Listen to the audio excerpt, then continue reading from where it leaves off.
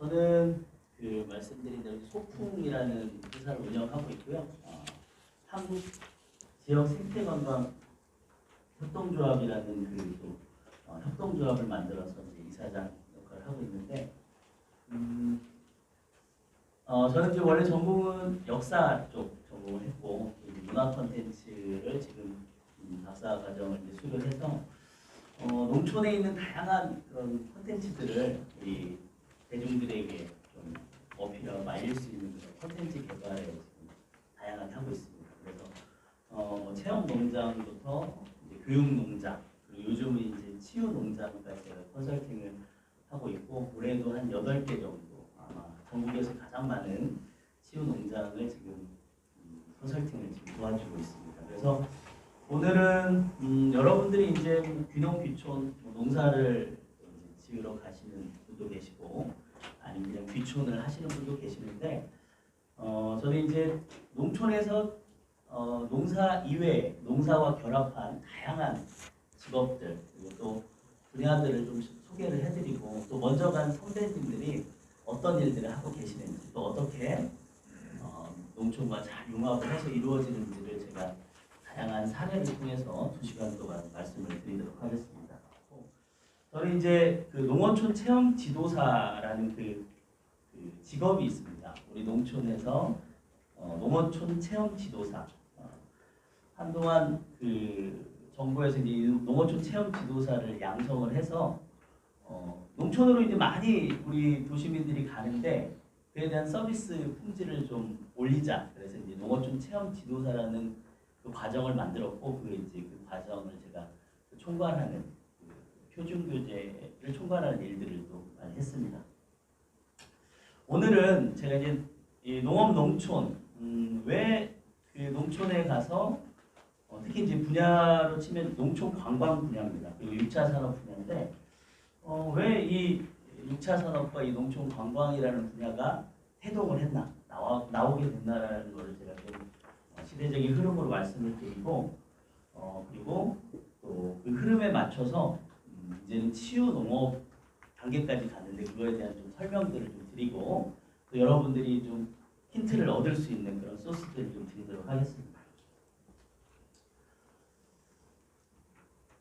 자, 어메니티라는 말을 우리 들어보신 분 한번 손 들어보실까요? 어메니티. 네, 우리 선생님은 들어보셨고, 어메니티라는 말. 네. 자, 우리가 이 사진을 보면 어떤 느낌이 드시나요? 이 사진 속 느낌. 힐링되는 자연 환경. 그렇죠. 자연의 뭔가 이렇게 환경이 깨끗하다라는 느낌을 받죠. 네. 자, 아침 시간이고 좀 이렇게 여러분들도 졸릴 수 있으니까 좀 대답을 이렇게 하셔도 좋을 것 같습니다. 네, 대답하면서 자, 이 드는 느낌이 어때요? 그냥 첫 느낌이 신선하다. 네. 그리고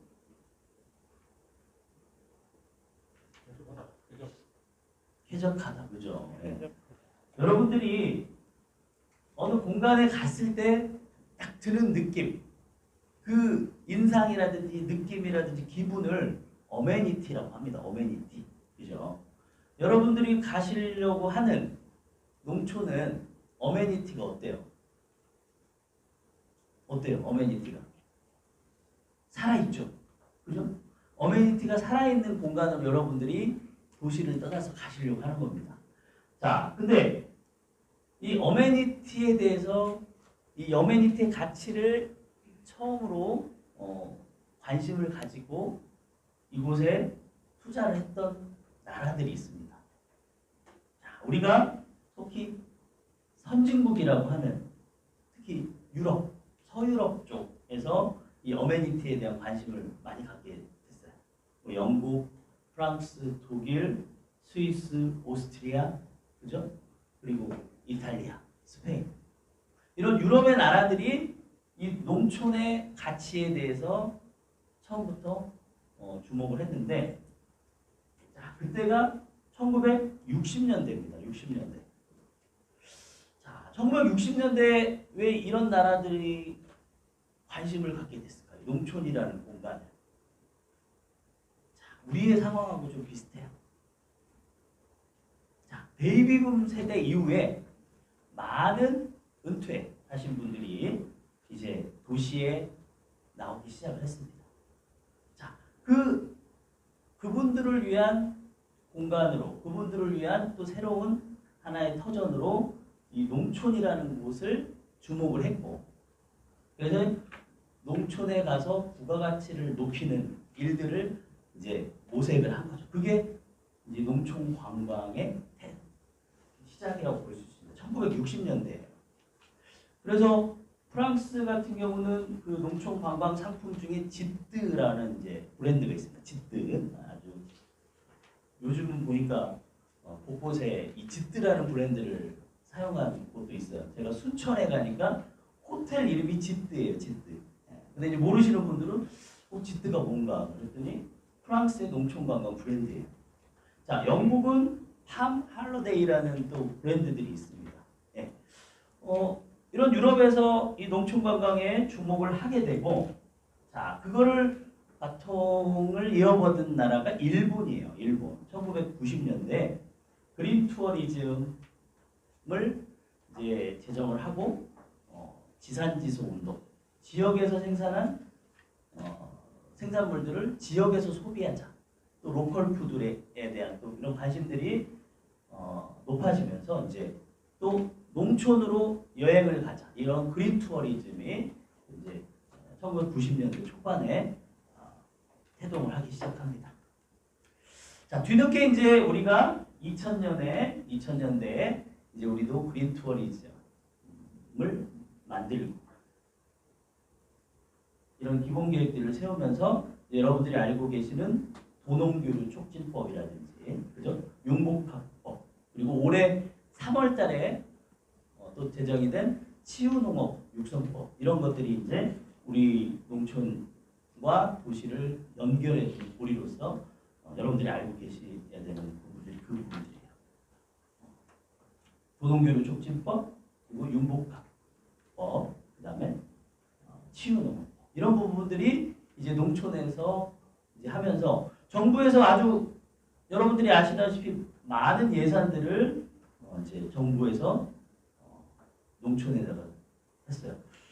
도시 분들은 의외로 인정을 안 하시는 분들도 있어요. 왜 농촌에다가 저렇게 돈을 투자를 할까? 그죠? 그거는 여러분들이 잘 알고 계신 공익적인 기능입니다. 농촌이 그냥 존재함으로써 농촌이 우리에게 주는 그런 기능들이 공익적인 기능인데, 자, 한번 우리 농촌이 가진 가치 이런 것들을 어떤 자료는 280조로 이렇게 예상을 하기도 하는데, 또 아주 그 현실적으로 아주 좀 경제적으로 잡은 것 얘는 또 27조로 잡은 것도 있어요. 어마어마한 차이가 있죠. 27조로 잡느냐, 280조로 잡느냐. 이건 또 산림청에서 잡은 자료는 또 내용이 다릅니다. 자, 그래서 이제 이러한 흐름 속에서 우리가 이제 농촌 다움에 대해서 이제 주목을 하게 된, 우리나라도 이제 농촌 다움을 주목하는 시대가 됐습니다. 자, 여러분들 혹시 이 건물이 어떤 건물로 보이세요? 이 건물이. 이 건물. 지붕이 뾰족뾰족하는 이 건물이 어떻게 예전에 어떤 건물이었을까요? 무슨 공장이었을까요? 방직 공장이에요. 방직 공장. 이게 이제 강화도에 있는 조양방직이라는 우리나라의 가장 큰 방직 공장이에요. 이 방직 공장이 지금은 어떻게 됐을까요? 맞습니다. 아주 사진 잘 나오는 완전 핫스팟이 돼서 젊은이들부터 어른들까지의 그런 카페 공간으로 변했어요. 외형은 그대로 놔두고, 그죠? 이 실내 디자인을 실내도 그대로 살리면서 이제 좀 보수 리뉴얼을 해서 카페로, 아주 그럴싸한 카페로 돼 있어요. 여기 가서 사진을 찍으면 아주 사진이 잘 나옵니다. 자, 그 이유가 여기에 있어요. 비밀. 여기가 이제 햇빛이 들어오는 곳인데 여기에다가 이제 그 약간 초록색, 파란색 계열의 셀로판 그 종이를 붙여가지고 햇빛이 이쪽으로 들어오면 이 공간이 약간 그 푸른빛이 나면서 사진을 찍었을 때 잘 나오는 포인트가 나옵니다. 그래서 요즘은 페이스북도 이제 좀 기울고 요즘은 이제 대세가 뭐예요? 인스타죠, 인스타. 그죠? 인스타는 사진을 기반으로 한, 그죠? 음식이라든지 장소에 대해서 아주 사진을 하기 때문에 그런 사람들이 이 인스타에다가 이런 사진들을 많이 올리면서 아주 각광을 받는 곳이 됩니다. 제가 이제 지금 평택에 그 치유 응복합법에 의해서 치유 공간 조성, 그 카페 만드는 식물 정원 카페 이제 컨설팅을 하고 있는데 그래서 전국에 있는 가장 잘된 식물 정원 카페들을 제가 지금 그 평택 분들하고 이제 답사를 하고 있어요. 여러분들 일산에 가면 포레스트 아웃팅스라는 그 카페가 올해 4월달에 이제 오픈을 했는데 제가 이제 지지난주 갔더니 주말에 사람들이 이런 코로나 이후인데도 사람들이 너무 많아요. 미어 터질 정도. 자, 거기에 컨셉은 1층, 2층으로 이제 이렇게 되어 있는데 천장이 아주 높아요. 가운데에 연못과 식물들을 식재를 했습니다. 네. 그리고 이렇게 11개의 계단을 딱 만들어서 사람들이 그 식물들을 조망, 연못을 보면서 커피를 마셔요. 그리고 위에서부터 햇빛이 들어오고. 자, 근데 얘들이 자기들 아이디어가 아니에요. 그 파주의 더티 트렁크라는 또 그 서부의 미국 스타일로 지은 카페가 있습니다. 그 카페를 그대로 좀 모방을 해가지고 거기에다가 식물을 집어넣어가지고 또 재창조를 했는데 사람들이 이 코로나 이후에 아주 뭐 더 많이 사람들이 오고 있습니다. 4월달에 오픈했는데. 그러니까 사람들이 이제는 식물 정원, 카페를 가더라도 이제 자연 속에 내가 들어온 것처럼 식물 정원 카페를 사람들이 선호를 해요. 자, 김제에 갔더니 휘게팜이라는 곳이 있습니다. 휘게팜. 자, 이거는 귀농인들과 농민들이 만든 식물 정원 카페예요. 제가 이제 지난주에 갔었는데 아직 그 수익 구조를 맞추지는 못하고 있는데 전국에서 또 새로운 시도로 선진직 연합이라든지 정부에서도 이렇게 도움을 많이 주려고 노력을 하는 곳이에요. 휘게팜.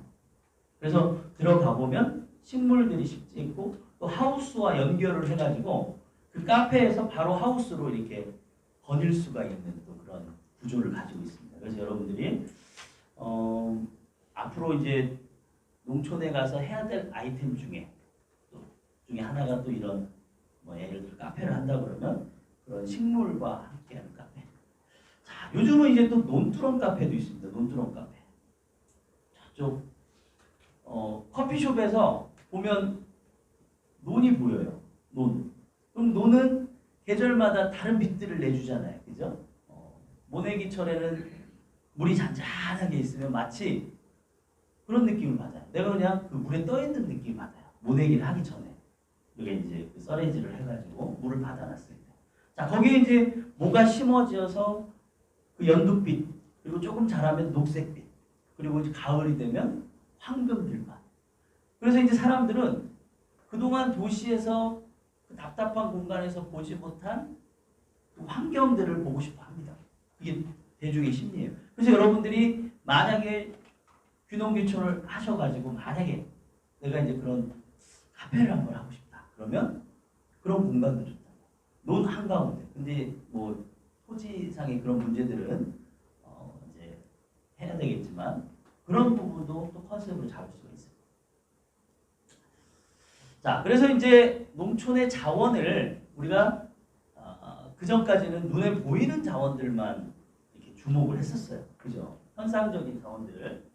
눈에 보이는 자원들만 우리가 주목을 했는데 요즘은 눈에 보이지 않는 자원들도 이제 주목을 한다. 그래서 농촌에 이런 기능들이 확대가 되고 있습니다. 자, 여러분 우리 그 농림부에서는 6차 산업이라는 걸 지금 하고 융복합법에 의해서 융복합 산업 인증자들을 인증 업체들이 이제 선정을 해요. 저희가 이제 그 융복합법 그 위원인데 심사위원인데 6차라는 말이 좀 생소하실 거예요, 그죠? 요즘 여러분들이 4차 산업혁명을 많이 들어보셨잖아요, 그죠? 근데 6차 산업 자 1차 생산을 가지고 그 생산물을 가지고 2차 가공을 하죠. 그리고 그 생산물을 가지고 3차 체험 서비스를 할 경우에 그죠? 그러면 1차, 2차, 3차를 다 하게 되는 겁니다. 그리고 이제 곱하면 6이 되죠. 근데 공교롭게 이걸 더해도 6이 됩니다. 네. 자, 근데 여러분들이 아직 농사를 짓지는 않으시지만 생각을 해보세요.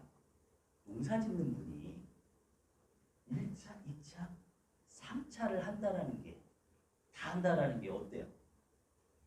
어렵죠. 쉽지 않죠. 그죠? 쉽게 얘기하면 골병 들어요. 골병 들어 병납니다. 자, 그래서 6차에 대한 개념을 조금 완화했어요. 자, 반드시 1차 생산을 해야 됩니다. 농민이기 때문에, 그죠? 농민에게 주는 거기 때문에 1차 생산은 무조건 해야 돼요. 자, 그래서 1차와 2차 가공을 했을 경우에도 6차로 인증을 해줍니다. 6차 인증으로 해주고 나는 가공은 못하겠어. 그리고 내 생산량이 많지 않아. 그럴 경우에는 1차와 3차를 연결해서 1, 3차형으로 인증을 해줍니다. 그죠? 자, 이 모델들이 아쉽지만 일본에서 가져온 모델입니다. 자, 일본에 30년, 40년 딸기 농사를 한 아주 딸기 장인이 있었어요. 근데 그 딸기 장인의 아들이 도시에서 귀농을 했어요. 자, 부부가 딸기 농사 잘 짓는데 굳이 또 아들까지 농사를 지을 필요는 없어서 아들에게는 역할을 나눠줍니다. 너는 내가 생산한 거를 유통 판매를 해라. 그죠? 그래서 아들은 열심히 아버지한테 딸기를 사가지고 유통 판매를 합니다. 자, 그 아들이 이제 결혼을 했어요. 예쁜 며느리를 얻었어요. 자, 그 며느리는 넌 뭐 하고 싶니? 그랬더니 저는 농사 짓는 건 싫고 저는 이 딸기를 가지고 카페를 좀 해보겠습니다. 카페. 또는 아이들 오면 체험을 하겠습니다. 그래서 카페, 체험장을 만들어줘요. 그러면 아버지와 아들과 며느리가 자연스럽게 선순환을 이루면서 아버지가 생산한 걸 아들과 며느리가 구입을 해서 부가가치를 높여주는 상황이에요. 자, 딱 생각해보면 너무 좋은 구조예요. 그죠? 그리고 다 독립채산제예요. 독립채산제. 그래서 서로 경쟁을 할 수가 있어요. 그래서 연말에는 이제 아버지 얼마큼 매출 올리셨습니다. 서로 같이 선의의 경쟁을 할 수 있는 구조가 됩니다. 자, 이런 모델들이 일본에 좀 많이 나왔어요. 네. 일본은 가업을 잇는다라는 정신이 우리보다 좀 더 강하잖아요. 제가 아는 지인이 일본에 지금 결혼을 해서 이제 여자분이 이제 일본인 남자랑 사는데 거기는 집안들이 대학을 가려고 하는 대학. 왜 그러니 그랬더니 지금 하고 있는 아버지 산업을 어차피 물려받기 때문에 내가 굳이 대학교에 가서 이거를 안 해도 된대. 아버지가 그동안 30년, 40년 이룩한 노하우라든지 거래처들이 다 있으니까 굳이 그 자녀들이 이렇게 결혼을 안 하려고 한다고. 예. 근데 이제 제가 아는 지인은 딸만 둘이에요. 그러면 가업을 또 일본은 또 그런 게 있다고 해요. 딸한테는 또 물려주지 않으니까 그 시누이인가요? 시누이 그죠? 고모 집에 또 아들들이 또 그 가업을 물려받기 위해서 또 자, 일본의 그런 상황하고 또 우리의 상황은 조금 달라요. 저희가 이제 그 청년 농업인들 그 분들하고 이제 교육을 하다가 얘기를 해보면 아버지 때문에 못 살아요. 왜요? 왜? 의견 충돌이 너무 나고 자기를 인정을 안 해준대요. 자기를 인정을 안 해준대요. 네가 뭘 할 수 있겠어? 그러면서 그냥 내가 하는 대로 해. 그러다 보니까 이 젊은이들이 몇 년 하다가 또 떠나가요. 네. 그런 가족적인 불화가 아주 심한 케이스들이 제가 많이 봤습니다. 그러니까 좀 못 믿더라도 조금 부족하더라도 이렇게 믿고 맡겨주는 것도 필요할 것 같아요. 네. 자, 제가 작년에 코로나 이전에 일본에 아주 따끈따끈하게 방문을 했었는데 일본에 가니까 이바라키현에 고구마 박물관이 있어요. 고구마 박물관. 우리나라에도 이제 고구마 유명한 것들이 많은데 이 지역은 뭐 별다른 문화재도 없고 관광 자원도 없어요. 오로지 고구마 하나 가지고 승부를 보는 동네입니다.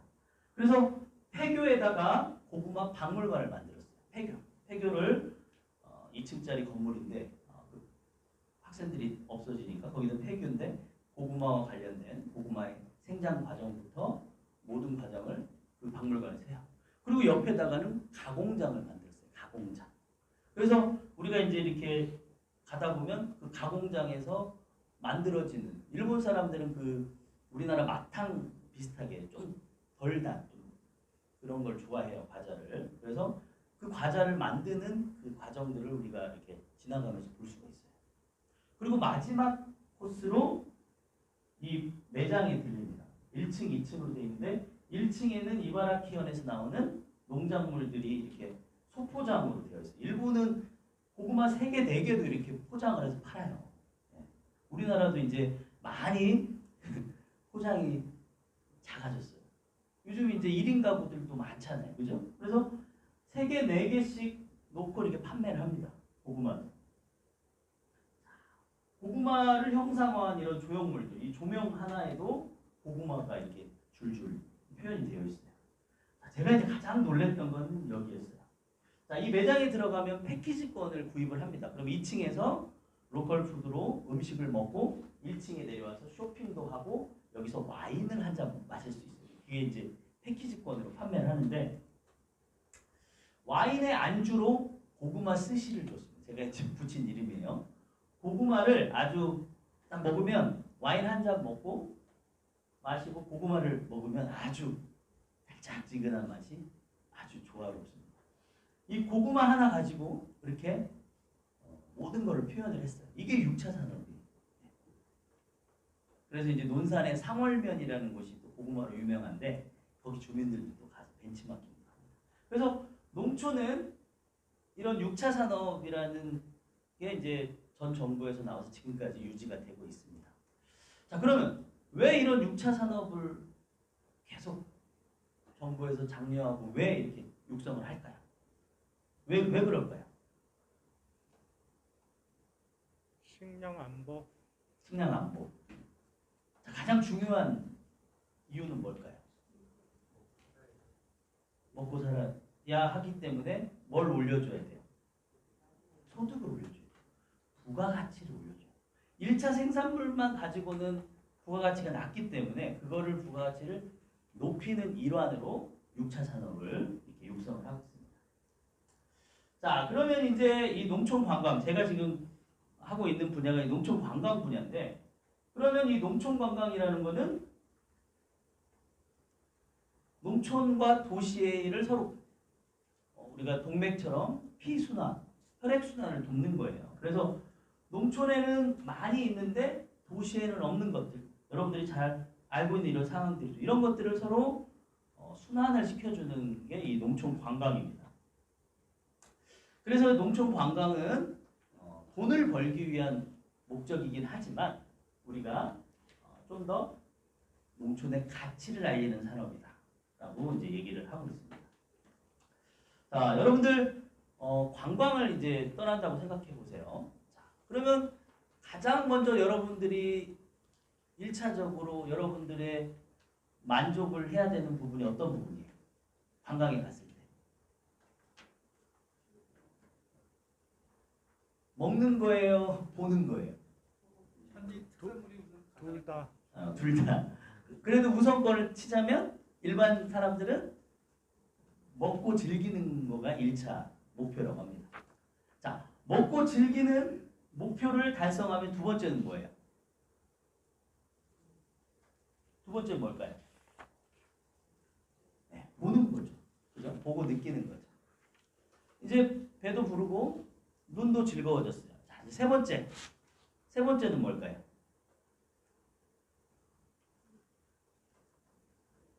세 번째는 뭘까요? 체험하고 배우는 거라고 합니다. 그죠? 체험하면서 배우는 거예요. 그죠?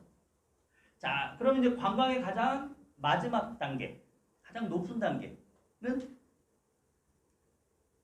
교감의 단계라고 합니다. 교감. 그래서 관광 상품 중에 여러분들 살아보기라는 프로그램이 있었잖아요. 그죠? 지금도 하고 있고 귀농귀촌에서도 살아보기 프로그램이 있습니다. 자, 제주도에서 먼저 시작을 했어요. 한 달 살아보기. 그죠? 그러더니 강원도에서도 살아보기, 신안군에서도 천사의 섬에서 살아보기. 귀농귀촌도 내가 바로 땅을 사서 가기에는 너무 불안하죠. 예. 저랑 같이 직장 생활했던 선배가 같이 이제 직장 생활 잘 하다가 매일 이제 예전에 이제 술도 마시고 이렇게 잘 놀던 선배가 퇴근 시간에 딱 맞춰서 이제 퇴근을 해요. 할퇴근을 해요. 뭐해? 그러면서 제가 물어봤더니 목공을 배운대요. 목공. 자, 그러더니 몇 달 후에 사표를 냈어요. 사표.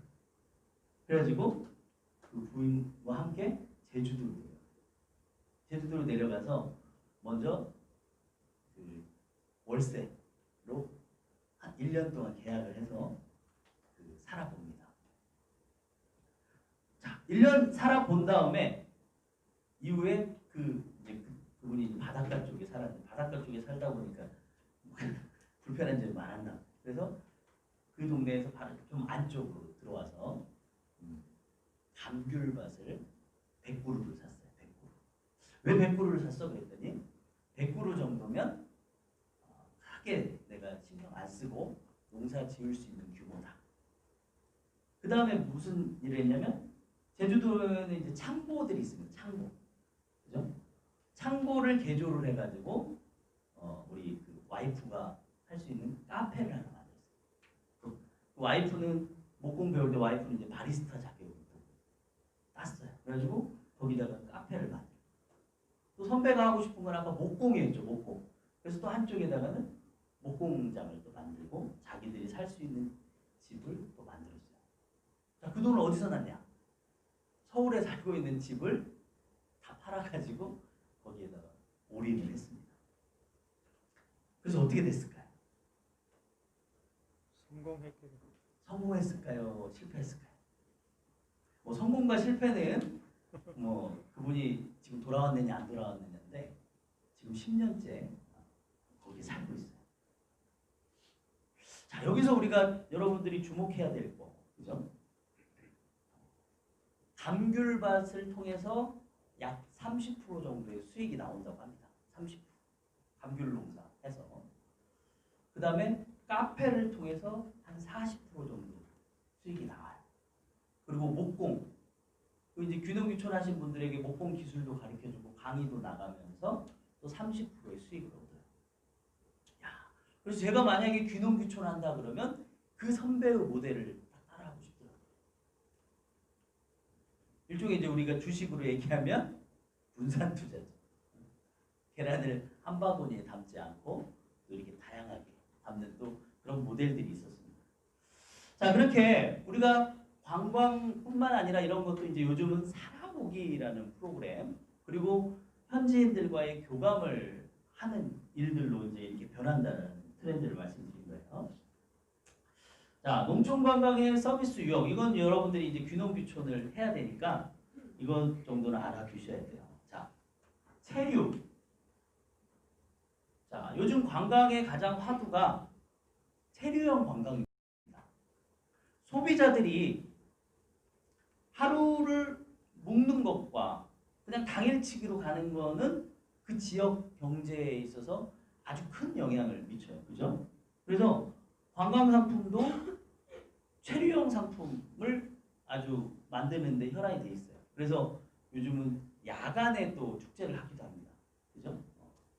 그래서 체류형, 이 농촌에서도 체류를 하는 것도 중요합니다. 그래서 요즘은 농가 민박이라고 해서 내가 살고 있는 집 이외에 유유방을 빌려줄 수가 있어요. 그게 농가 민박입니다.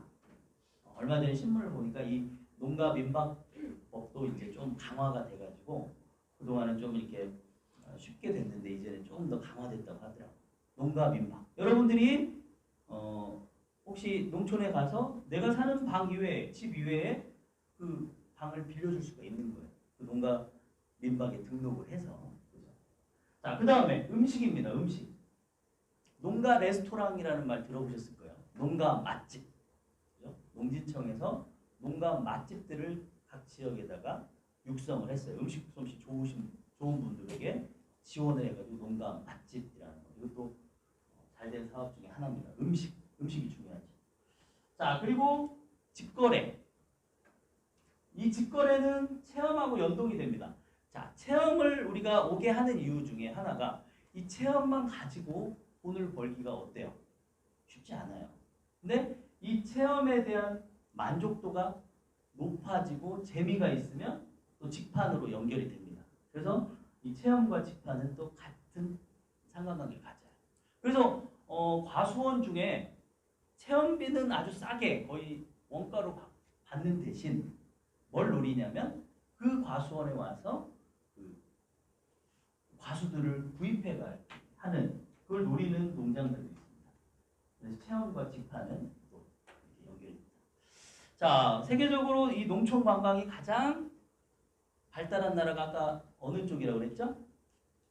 유럽, 그렇죠. 그 중에 프랑스입니다. 프랑스. 자, 프랑스는 우리가 나누는 것보다 좀 더 세분화되어 있다는 걸 알 수 있어요. 그죠? 숙박 제공, 농가 음식 체험, 농가 특산품 직판, 승마, 어린이들을 위한 농장 체험 이렇게 세분화가 되어 있고 농업 체험, 사냥, 가족 단위 농가 체류, 농가에서 부근에서 캠핑. 자, 우리나라도 이제 이런 추세로 많이 가고 있어요. 캠핑도 이제는 농촌의 영역으로 들어와 있습니다. 농촌의 영역. 그래서 캠핑을 하는 농업인들도 많아요. 여러분들이 또 주목해야 될 그 아이템 중에 하나가 이 캠핑이에요. 캠핑. 요즘은 또 차박, 차에서 자는 거 그죠? 근데 지금 차박이 또 문제가 되고 있어요. 막 아무 데서나 그냥 자니까 그런 쓰레기라든지 그죠? 그런 문제들이 또 발생하는데 아마도 이제는 캠핑장처럼 차박 공간이 이제 나와서 거기에서만 차박을 할 수 있는 그런 이제 추세로 바뀌게 될 겁니다. 그러니까 이제는 우리 가족들만 생활하는 공간, 나만 생활하는 공간으로 이제는 바뀌었어요. 이제는 여럿이 하는 그런 부분에서 많이 바뀌고 있는 추세입니다. 그래서 프랑스는 아주 이 품질 관리 이 규약이라는 게 엄청 철저해요. 그래서 이 품질 규약에 어긋나면 바로 그 퇴출을 당합니다.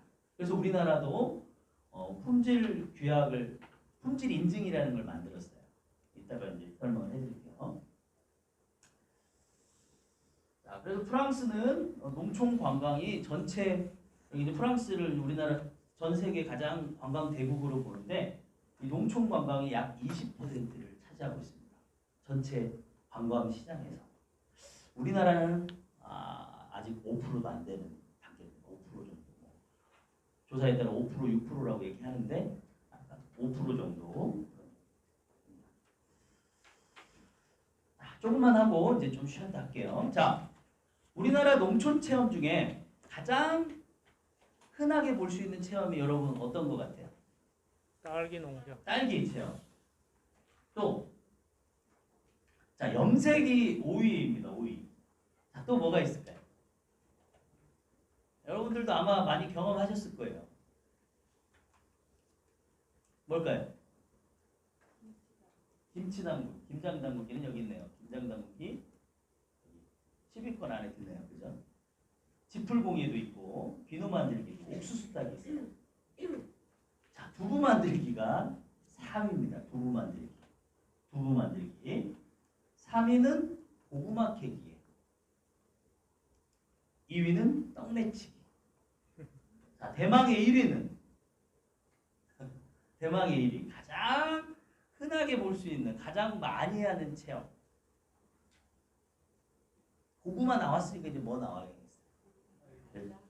감자죠, 감자. 그죠? 감자 캐기가 가장 흔하게 볼 수 있는 체험들입니다. 감자는 요즘 하지 감자 나오잖아요, 그죠? 그리고 가을 감자도 나오고요. 하우스에서도 또 감자를 키웁니다. 그래서 그 수확할 수 있는 횟수들이 많기 때문에 고구마보다 더 많은 체험으로 들어있습니다.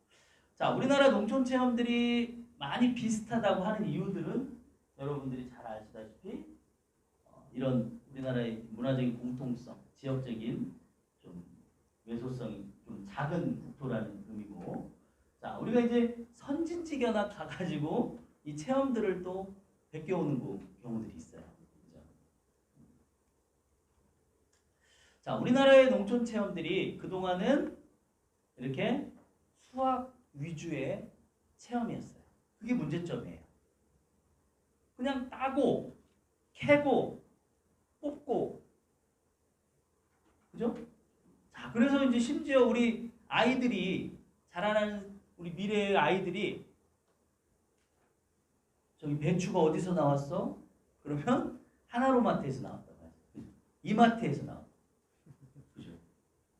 자, 그래서 이제 우리가 그러면 그런 것들을 좀 문제점을 보완하기 위해서 농촌 체험을 보냈는데 그 농촌 체험의 문제점이 전혀 과정은 없이 어떻다?